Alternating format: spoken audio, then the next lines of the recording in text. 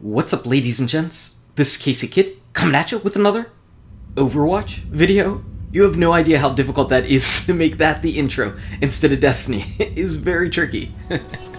But anyway, it's not really even a real Overwatch video. It is our weekly Q&A session. And you know the drill by now. If you've got a question you'd like to see me potentially answer next week, go ahead and leave it in the comment section below. If you enjoyed this video, smack that like button and subscribe to the channel. So I'm playing Overwatch just like I said that I would. I finished up Uncharted earlier in the week, and I said whenever I finished that up, I would try to make some time to play a little bit of Overwatch and see what I think about it. So this is just some very, very early gameplay. Try to remember as you're watching this, this might be me playing Overwatch for a grand total of maybe 20 to 30 minutes by the time I'm playing this game. It wasn't very much at all, so still have a whole lot to learn. But I think maybe on Tuesday, I'm going to do a little bit of a review type video of it, the first handful of hours that I've put into the game. I think that would be a really nice thing to show people. So moving on to our first question, after getting over the surprise and shock of not seeing Destiny gameplay on screen, we've got Scene Did Great asking if I'm ever going to be playing Overwatch. Well...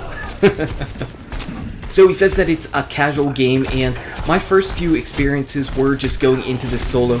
I did then play later on with my Destiny clan members, and the experiences were just a little bit different whenever you're talking with teammates and trying to focus on various objectives and everything. I don't know if there's skill-based matchmaking at all in this game. Again, I am very, very new to this game. Did not play any of the betas or anything like that, so I'm learning Overwatch as I go. So it's kind of cool to get to see this from somebody who is brand spanking new to the game and getting an idea about it. I will say whenever I jumped into it solo, I didn't really feel like there was any real major difficulties in playing the game as far as a real competitive nature or anything. Whenever I was with a team, it felt a little bit more competitive. There's so much that I need to learn about this game though, because one of the first things that I did was that weekly bounty or weekly gaming session where whenever you die, you end up swapping characters, and wow, that was tricky.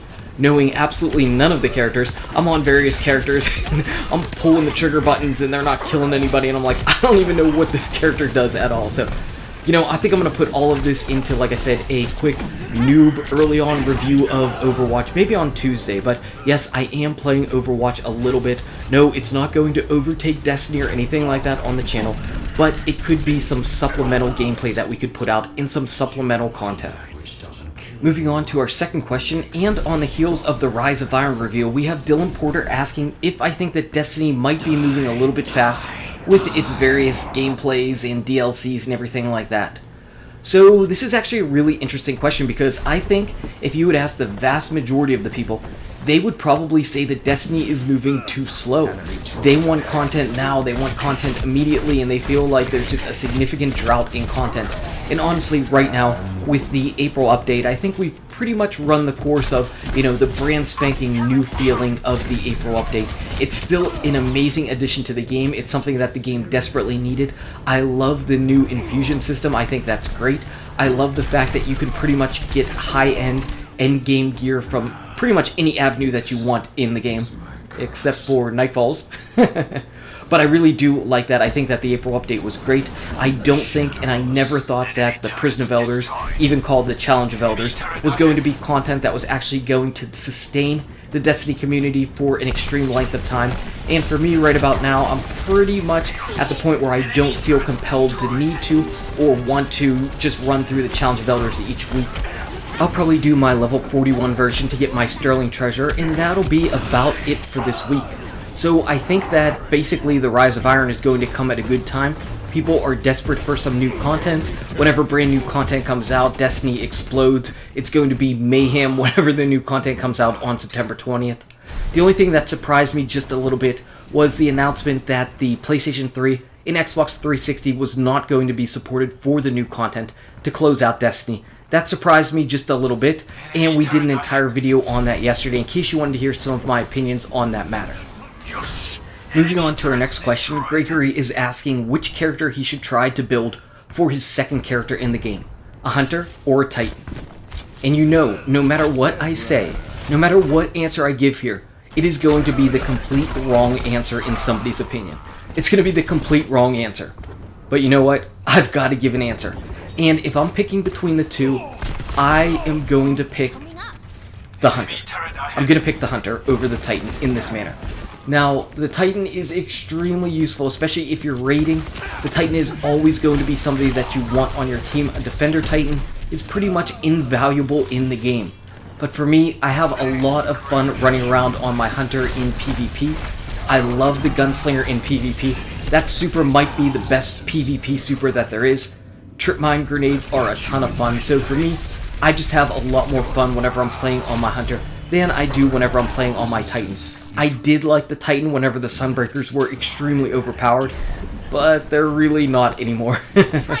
And I struggle just a little bit more whenever I'm on my Striker Titan than I do with some of the other Hunter classes. So I'm going to pick a Hunter, and there are definitely going to be plenty of people that disagree with me and want you to play a Titan instead.